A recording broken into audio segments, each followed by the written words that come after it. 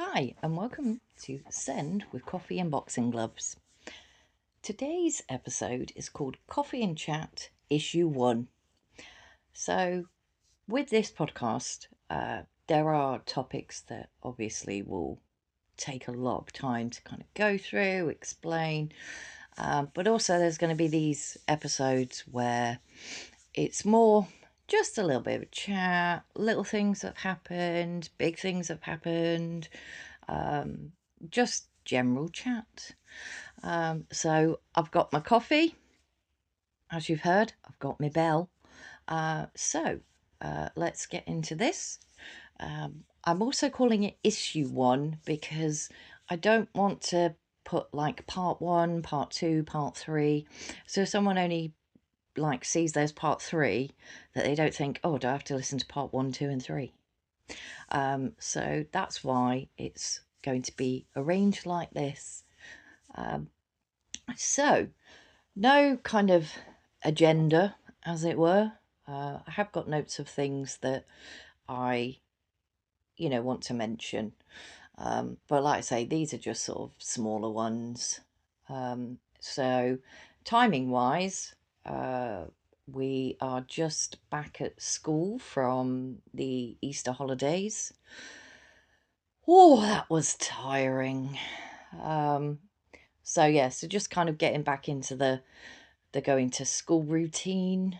And Jessie, because she is autistic, she has a real issue with wearing clothes, which when you're at home, not really an issue.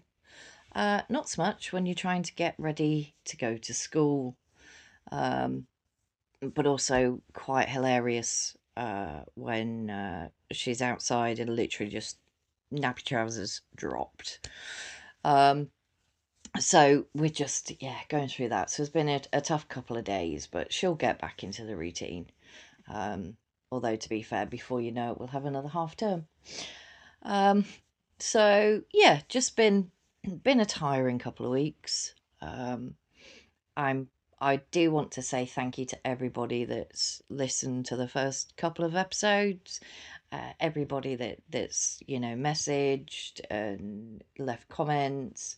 Really appreciate it, because I just think I ramble a little bit, which these episodes will probably be proof of that. I'm just gonna have a slurp of my coffee. I've got my coffee on hand. I should just get an IV, really. Yeah, with it being Easter holidays, so at the end of the last term, Jessie got a certificate for 100% attendance. And then they passed me a box. So her teacher passed me a box and said, and this is for you for her attendance. And I was like, oh, brilliant, thank you very much. And then kind of off we went, didn't open the box.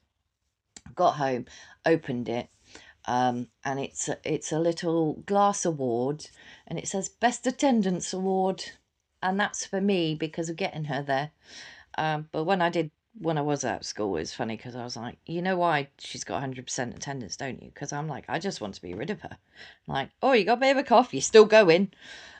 Luckily, they know my humour now.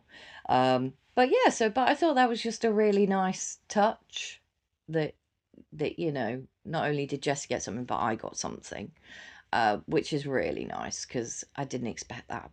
But it's a really nice award. Thing is, I can't put it up anywhere because if Jessie gets hold of it, it's glass. Not ideal. So it's currently still in its box, but one day, if I ever have a mantelpiece, it'll go on there. So that was nice. What else has been happening over the last week or so? Oh, bananas. So Jessie really likes bananas. She'll eat like 2 or 3 in a row. And I think she'd had about 3, and then she kept going back to the fruit bowl that was now empty because she'd eaten all of the bananas. So I was like, oh, what can I do? Can't get out to the shop easy. It's not easy to go, right, we'll just go to the shop and get some more because you have to get her ready. She then it's quite hard work when she's out of the house. So Rob was at work. So occasionally I rely on my neighbours. So I messaged my next door neighbour and I was like, I don't suppose you've got any bananas, have you, please? And then I got a reply going, yes. And then my lovely next door neighbour appeared at the door with 2 bananas, which Jessie ate both straight away. And then she was fine. She didn't keep going back to the fruit bowl. So that's nice. I do need to give a shout out to my neighbour because she is amazing. We live in a semi-detached, and obviously Jess is asleep. She can be up anywhere between 1 and 5. She's not light-footed. She stomps, and our neighbours are so understanding of that. And there was another time when I messaged and I was like, I don't suppose you've got any milk, have you? Because I always make sure I've got milk, like hoarding milk, basically, because of my coffee addiction. And I thought I had another milk in there and I was running low. Turned out, no, I didn't. And yeah, messaged my next door neighbour. I don't suppose you've got any milk, have you? Literally, I kid you not, within 2 minutes, she was at the front door with milk. So yes, yeah, very, very grateful to my neighbours. Something else that was quite funny this week. So Rob went out and took Jessie on Sunday to go and do the food shop, and they'd gone to Aldi. I was at home because Sunday, Rob looks after Jessie and I stay hidden in the bedroom. Um, and then it's a military operation if I want to go to the loo or anything. And Rob brings me coffee. He does a lot of steps on that day. And they'd gone out, they'd gone to Aldi, and I saw it on the Ring doorbell, and Jess is like holding this long roll. It looks like a roll of carpet, almost. And my first thought was, why is Jessie carrying a battering ram? Turns out it's a Peppa Pig playmat, but it it's almost like as tall as her, like height wise. I was trying to work out if that's height or width. So height wise, it's not far off of her. But yeah, absolutely loves this playmat. And it's been in the bath a few times. Luckily, it's waterproof and wiped clean, so that's not an issue. But yeah, she chose it herself apparently, so I'm guessing she must have seen one of the Peppa Pig characters or something. But it's just hilarious, this Ring doorbell, and it looks like she's carrying a battering ram. What's going on there? So that is, yeah, quite funny. We've also had, well, we always have meltdowns anyway. It's day to day. She managed to, while I was getting her dressed for school, she managed to hit me on my nose, but with like she'll sort of slap, so her hand comes at you. But it was the bottom part of her palm connected with the bridge of my nose. Because sometimes, no matter how quick you are, you're not quick enough. There are times where I've managed to dodge a hit, but she is very kind of quite violent with, her behavior, either at me or she will headbutt surfaces or the floor, and she'll slap herself on the face, sometimes with both hands, which it's horrendous when she's screaming when she's doing that. It's heartbreaking. And then likewise, when she smacked me on the nose, I screamed ow so loudly. Um, and I know my neighbour definitely heard that one. He couldn't miss it. Oh, God, the pain that came out. Oh, it was horrific. But also, like, you're trying to not react, but you have to react because you're human. But it is really, really, like, just soul destroying when this little girl that you absolutely adore and you would lay your life down for, and she's like doing things like that to you. It is difficult. And that's why, I am going to share the difficult times, because there's no point sugarcoating it and do a podcast where, oh yes, everything's wonderful and look how this is and look how that is, and it's not real life, and that's what I want this to be. I want this to be real life. So, there are going to be longer episodes that are on certain sort of topics. So, for example, there's going to be one on like the autism assessment process.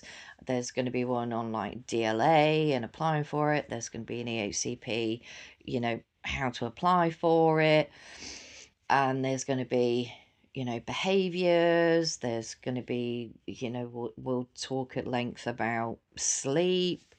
So there's a lot coming, um, which is a good thing. But like I say, it's all going to be kind of real, because this life is so hard. It's so hard, because there are moments where you're like, it's not fair that this is our life. So with Jessie, so she's 6.5, she'll be 7 in a couple of months, and she can't dress herself, so I have to get her dressed. She can't put socks on, can't put her shoes on. So that adds to obviously us getting ready in the morning, and I can't say to her, oh, get your jumper, because she doesn't understand what I'm telling her. So it is difficult, it is tricky, which I think a lot of obviously parents that don't have neurodiverse children wouldn't necessarily understand.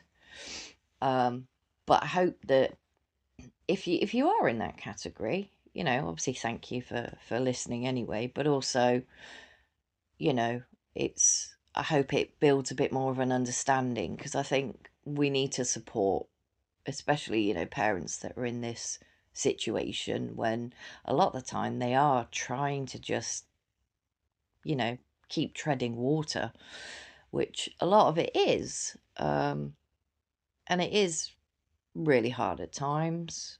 And like I say, I'm not sugarcoating anything. It's going to be raw. I will openly talk about my mental health struggles that I've had as well. And just, yeah, the good, the bad, the ugly, as they say. But we've also, with Jessie, she goes through phases of things. So she went through a phase where she just wanted to go out in the car, just for a drive, and then come home. And she did that for quite a while, and we were going out 3-4 times, because if you say no, you get the massive meltdown, you get the screaming, you get the crying, and I fail most of the time, but I try to limit her meltdowns, especially when it is the early hours, because I am conscious of my neighbours. Like I say, they are amazing. I mean, I I wouldn't blame them if they came and knocked on the door every day and just moaned about Jessie because she's so loud. They don't, but I wouldn't blame them if they did. So I do try and limit the meltdowns as much as possible. So it might mean going out for a drive in the car at 4 a.m., which with petrol prices, the way they've just skyrocketed, not fun. I mean, it wasn't fun anyway, but even less fun now. So we end up, yeah, doing that. But she kind of goes through phases of things. Like she'll go through a phase where she'll have 3 or 4 baths in a day. And then she'll go for a phase where she might have one, she might not have one until we kind of coax her into the bath. So you do kind of go through sort of phases, which is why I'm hoping with the school trousers and things like that, I'm hoping it's a phase.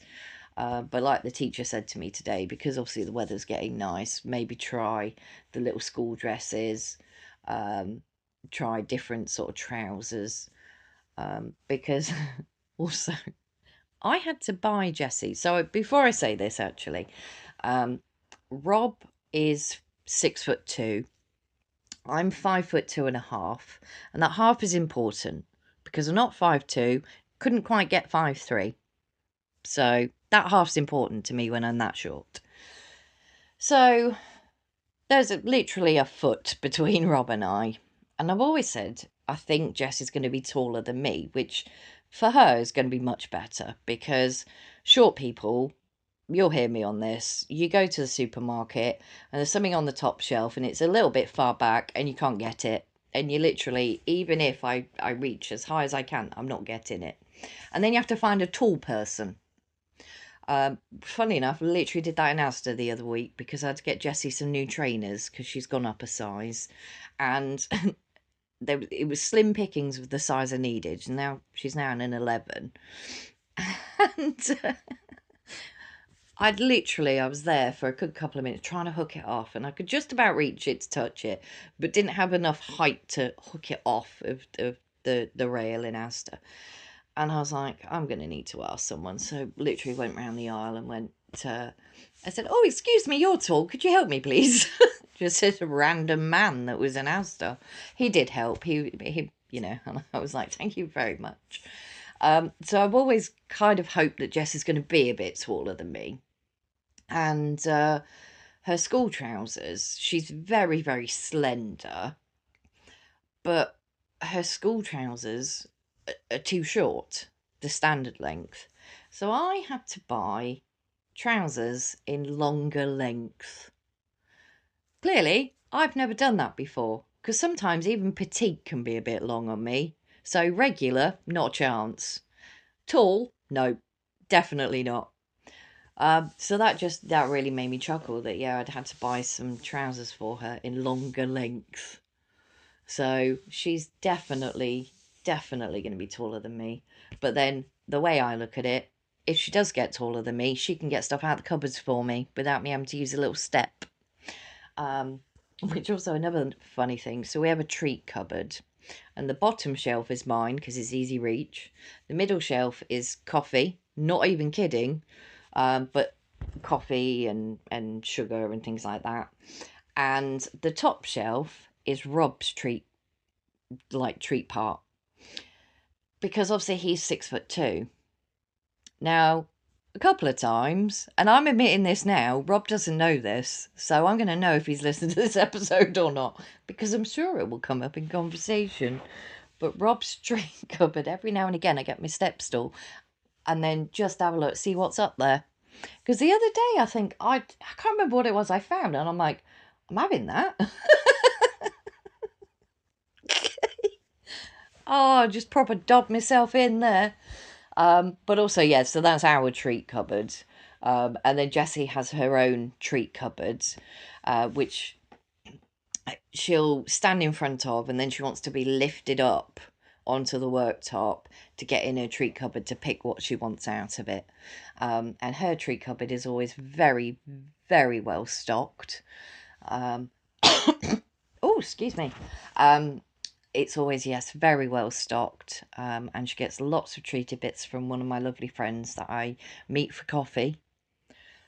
You can really see why it's coffee is in the title, can't you?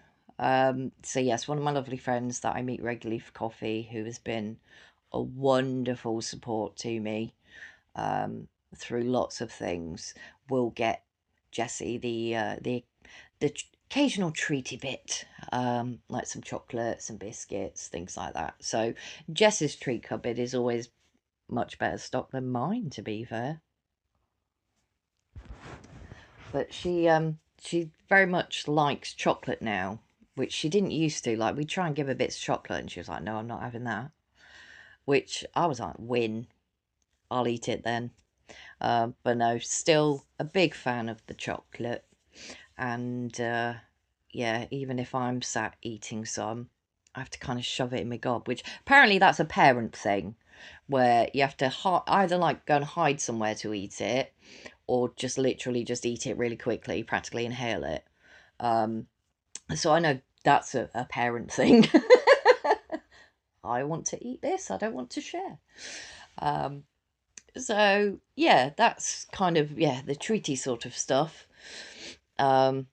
We also got Jessie a peanut ball. So she has a spin seat, which we've had that a couple of years now.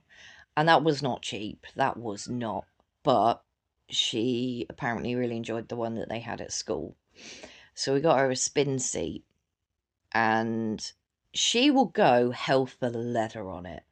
Like, she spins so fast on it. She's holding on and her hair's like out, and she literally goes for it. And I'm watching and I'm like, I want to vomit just watching.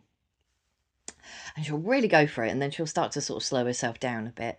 And then she will stand up and she will walk in a straight line. Like, no effects of the dizziness, which I think is something to do with the autism anyway, because of the kind of sensory part. They've got a special name for it, and I cannot remember off the top of my head because I'm tired. But it's like the internal feeling you get. So literally we'll spin hell for leather, which even a couple of rotations I'd be really dizzy if I got off it. And then yeah, straight up, straight line. But also we got her a peanut ball as well, because apparently they have one of those at school. And yeah, she likes just sort of sitting and sort of bouncing on it, watching TV. Not that she sits very often anyway, she's always on the go. Currently, we had an appointment with the paediatrician not long ago, to look at a potential ADHD diagnosis as well, because she doesn't stop. She moves constantly.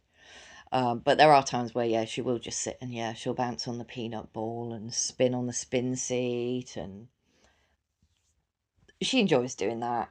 And she likes sitting on the TV unit in front of the telly, as well, watching generally Hey Dougie, Ben and Holly, or what else is it what she watches? Oh, Pepper. She's not so keen on Pepper at home.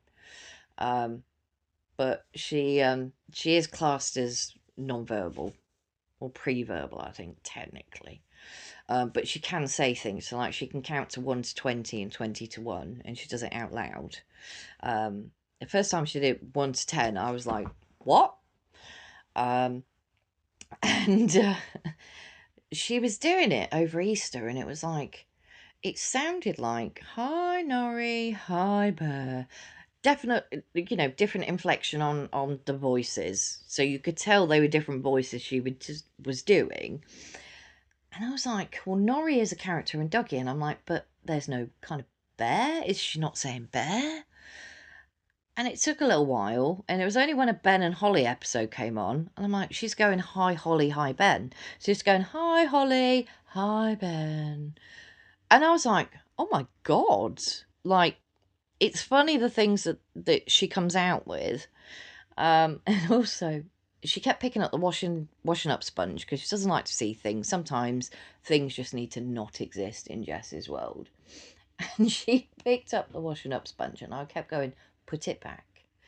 And with her autism, you need to be repetitive.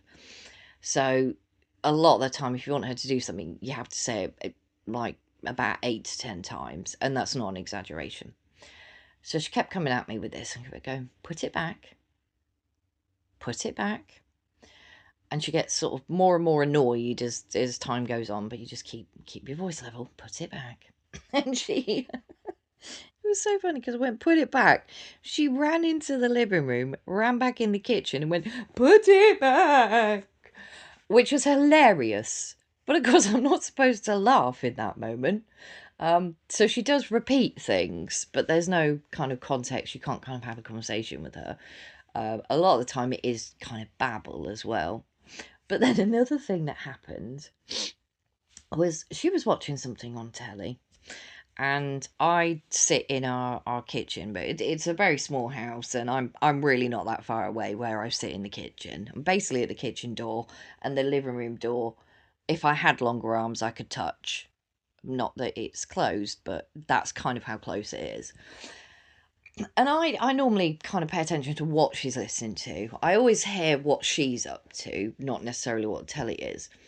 And I was sat there, and all of a sudden I heard, surprise! What? I was like, that was a surprise. And then kind of tuned into telly, and it was a Dougie episode, and it's a bit where there's a surprise. But I was absolutely gobsmacked. I was like, my God, you just said surprise. So it definitely was a surprise on that one. So yeah, there are times where, yeah, she will just kind of say something sort of randomly. But it keeps sounding like she's saying Kelly. Obviously, I don't refer to myself as Kelly. She was doing it in the bath the other day, and I'm like, are you saying Kelly? And she goes, Kelly. And I'm like, I mean, I'll take it, I prefer mummy, but grand scheme of things, that's my name. So yeah, it's quite funny that she kind of repeats things, but there's no kind of sort of beautiful language. Like she won't come in and say juice. She'll just pass a sippy cup, and you say thank you and everything, and keep the language simple with her. Um, but yeah, sometimes she will repeat things. Like she tipped out the trainers. There's a box of hers that's got trainers in it, and she tipped it out, and I literally came out and went, "What are you doing?" And she went, "What are you doing?" Wasn't as clear as that, but she'd repeated what I'd said to her. I was like, "Well, I asked you first, so can I get the answer, please?" So it is, there are funny moments like that. And likewise, when you hear her and she's watching telly, or she's just in the living room and you just hear this giggle, because she's got such an adorable little giggle. And you're like, I have no idea what you're laughing at, but it sounds adorable.